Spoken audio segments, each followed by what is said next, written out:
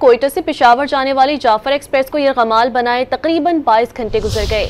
Security forces نے یرغمال بنائے گئے 155 مسافروں کو رہائی دلوا دی۔ اس دوران 27 دہشت گرد مارے گئے۔ دہشت گردوں نے یرغمال بنائے گئے شہریوں کے ساتھ خود کش بمبار بٹھا دیے ہیں، جس کے بعد سیکیورٹی فورسز کے جوان انتہائی احتیاط سے کارروائی کو آگے بڑھا رہے ہیں۔ سیکیورٹی ذرائع کے مطابق کارروائی میں شامل دہشت گرد مسلسل بیرون ملک ہینڈلرز کے ساتھ رابطے میں ہیں۔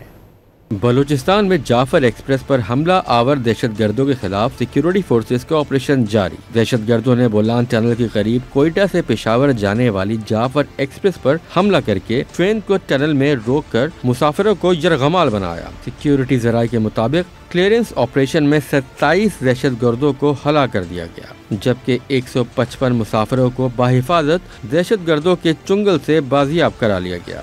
37 زخمیوں کو طبی امداد کے لیے ہسپتال منتقل کر دیا گیا۔ رات گئے بازیاب مسافروں کو مال بردار ٹرین سے مچھ ریلوے اسٹیشن پہنچایا گیا۔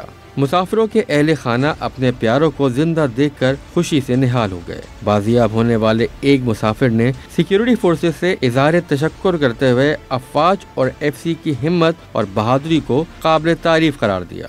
بس یہ فائرنگ ہو گیا سر، اللہ نے حفاظت کیا، فوجی لوگوں کا ہمت ہے، پھر بھی جو ایف سی والوں کا ہم کو ادھر تک لے آئے، ماشاءاللہ الحمدللہ شکر ہے۔ اسلحہ سے لیس تھے لوگ، انہوں نے حملہ کیا اور اسی طرح کافی نقصان پہنچایا، عوام کو بہت ڈیمیج کیا ہے عوام کو۔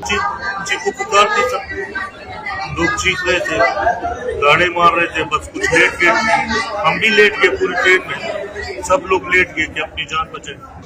اللہ بچایا، اللہ بچایا۔ بالکل مگر یہ اتنا صبح سے اللہ نے کو غرق کرے، غریب کو مارا واسطے۔ سیکیورٹی ذرائع کے مطابق دہشت گرد بیرون ملک اپنے ہینڈلر سے سیٹلائٹ فون کے ذریعے رابطے میں ہیں۔